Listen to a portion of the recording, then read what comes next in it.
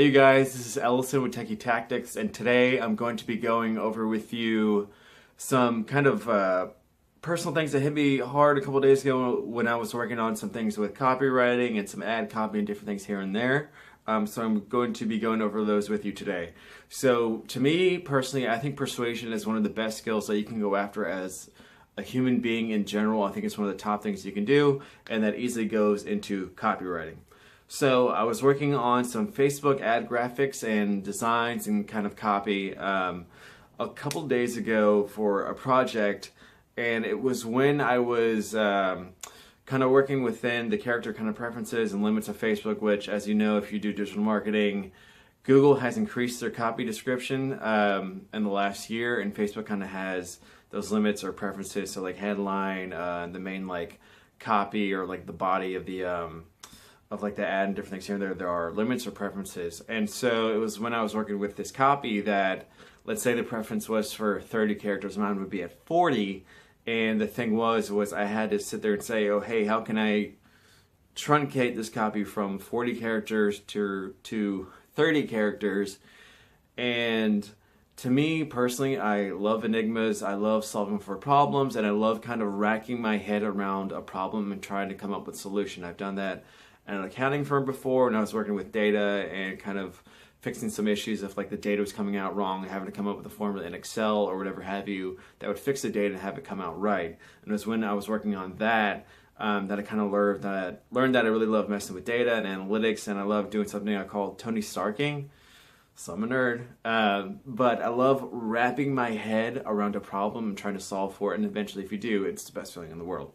So it's kind of the same way with copy, whereas you're trying to go from 40 characters to 30 characters. Which word do I take out? How do I phrase this in a way that's maybe more intriguing, but also it cuts it down shorter? What do I take out? What do I change? If I want to truncate something, I'm going to cut it as well. So taking that, however many characters word like truncate would be, like 9 or something like that, and cutting that to 3, which then shortens your copy.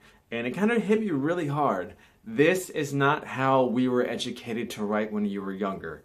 I had the utmost respect for teachers, and one of my teachers in high school, that was my English teacher, they were amazing, they were great, they really got me into speech writing, which is something that I kind of got more into in extracurricular activities, and I love moving people, and that helps with copywriting, but also just understanding how people work and how to persuade people.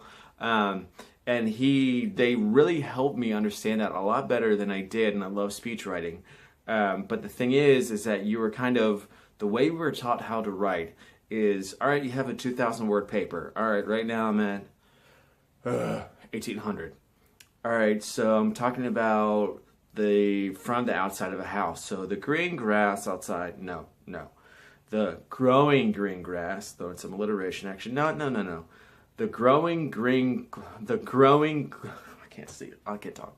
The growing green grass in the sweltering heat of summer in front of the house. So I just took it from 3 words, the green grass, to like 10, 12, 15 words. That's kind of how you're taught how to write. And the thing is, in business, it's literally the exact opposite. So if you have to pitch like a managing director, if you have to pitch someone to let you, if you're like an artist, you want to use like a certain property, you have to pitch somebody to let you use that. You have to use words that are going to be short and to the point. You can't sit there and say, oh, hey, well, the whimsical reference of your opinion about blah, blah, blah, blah is something that I like, and it's something that I agree with.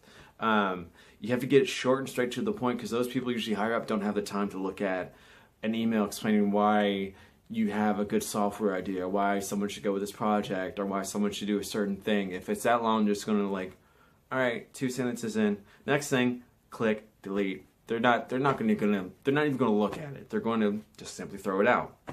So you really have to get to the point in business, and that was something that I definitely struggled with when I was younger. Now, the longer-winded type of writing can help if you're doing analysis, if you need to break things down as far as like, oh, hey, the metrics on this website are length on page, this is what that means, this is what the pages that they're looking at, these are kind of what, this is what people are, your audience, your traffic is kind of interested in, and from that, these are the things that you should be going down and kind of breaking that down further, so then you can spread that out even further.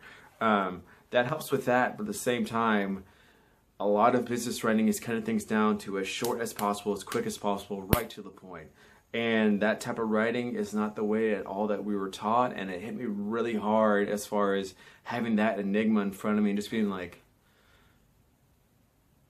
I like my English teachers, but this simply isn't how we were taught how to write.